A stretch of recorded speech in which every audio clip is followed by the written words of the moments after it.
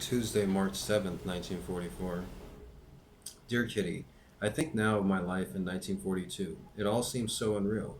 It was quite a different Anne who enjoyed that heavenly existence from the Anne who has grown wise within these walls. Yes, it was a heavenly life. Boyfriends at every turn, about 20 friends and acquaintances of my own age, the darling of nearly all the teachers, spoiled from top to toe by mummy and daddy, lots of sweets, enough pocket money. What more could you want? You will certainly wonder by what means I got around all those people. Peter's world attractiveness is not altogether true. All the teachers were entertained by my cute answers, my amusing remarks, my smiling face, and my questioning looks. That is all I was, a terrible flirt, coquettish and amusing. I had one or two advantages which kept me rather in favor. I was industrious, honest, and frank. I would never have dreamed of cribbing from anyone else. I shared my sweets generously, and I wasn't conceited.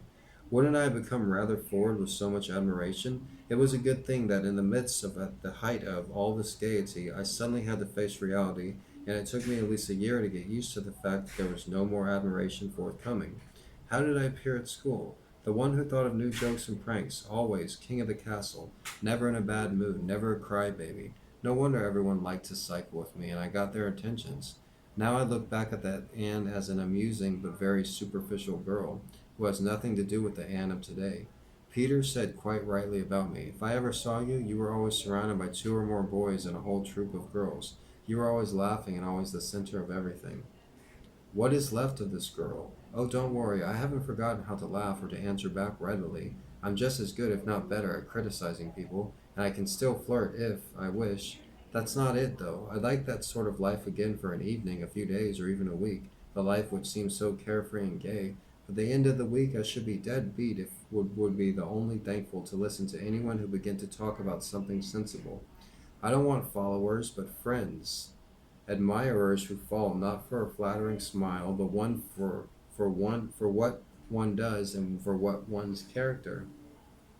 I don't want followers, but friends, admirers for. Listen to this sentence. I don't want followers, but friends, admirers who fall not for a flattering smile, but for what one does and one's character. I'm going to go and underline that. I don't want followers, but friends, admirers who fall for not a flattering smile, but for what one does and for one's character. I know quite well that the circle around me would be much smaller, but what does that matter as long as one still keeps a few sincere friends? Yet wasn't entirely happy in 1942 in spite of everything. I often felt deserted, but because myself, I was on the go the whole day long. I didn't think about it and enjoyed myself as much as I could. Consciously or unconsciously, I tried to drive away the emptiness I felt with jokes and pranks. Now I think seriously about life and what I have to do. One period of my life is over forever. The carefree school days are gone, never to return.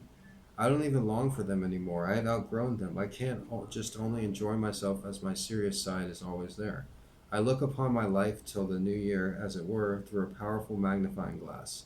The sunny life at home, then coming here in 1942, the sudden change, the quarrels, the bickerings, I couldn't understand it. It was taken by surprise, and the only way I could keep up some bearing was by being impertinent. The first half of 1943, my fits of crying, the loneliness, how I slowly began to see all my faults and shortcomings, which are so great and which seemed so much greater then. During the day, I deliberately talked about anything and everything that was farthest from my thoughts, tried to draw Pym to me, but couldn't. Alone, I had to face the difficult task of changing myself to stop the everlasting reapproaches, which were so oppressive and which reduced me to such terrible despondency. She's so smart. Things improved slightly in the second half of the year. I became a young woman and was treated more like a grown up. I started to think and write stories and came to the conclusion that others no longer had the right to throw me about like an India rubber ball. I wanted to change in accordance with my own desires, but one thing that struck me even more was when I realized that even Daddy would never become my confidant over everything. I didn't want to trust anyone but myself anymore. At the beginning of the new year, the second great change, my dream, and with it, I discovered my longing not for a girlfriend but for a boyfriend. I also discovered my inward happiness in my defensive armor of superficiality and gaiety. In due time, I quieted down and discovered my boundless desires for all that is beautiful and good. And in the evening, when I lie in bed and in my prayers with the words, "Thank you, God, for all that is good and dear and beautiful," I am filled with joy. Then I think about the good of going into hiding, of my health, and with my whole being of the dearness of Peter, of which is still embryonic and impressionable, and which we neither of us dare to name or touch, of that which will come sometime, love, the future, happiness, and of all the beauty which exists in the world.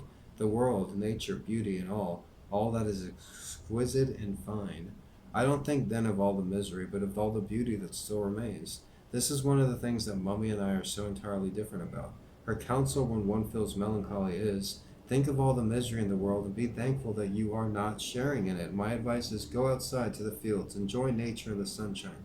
Go and try to recapture happiness in you and God. Think of all the beauty that's still left in and around you and be happy. I don't see how Mummy's idea can be right, because then how are you supposed to behave if you go through the misery yourself? Then you are lost. On the contrary, I found that there is always some beauty left in nature, sunshine, freedom, and yourself. These can all help you. Look at these things, then you find yourself again in God, and then you regain your balance. And whoever is happy will make others happy too. He who has courage and faith will never perish in misery. Yours, Anne. That's got to be one of the best things most deepest things I've ever read, written by a 14-year-old girl in 1944, and she talks about God in there, and something like her, like really what, I'm not gonna say anything, but like just think about it, dude.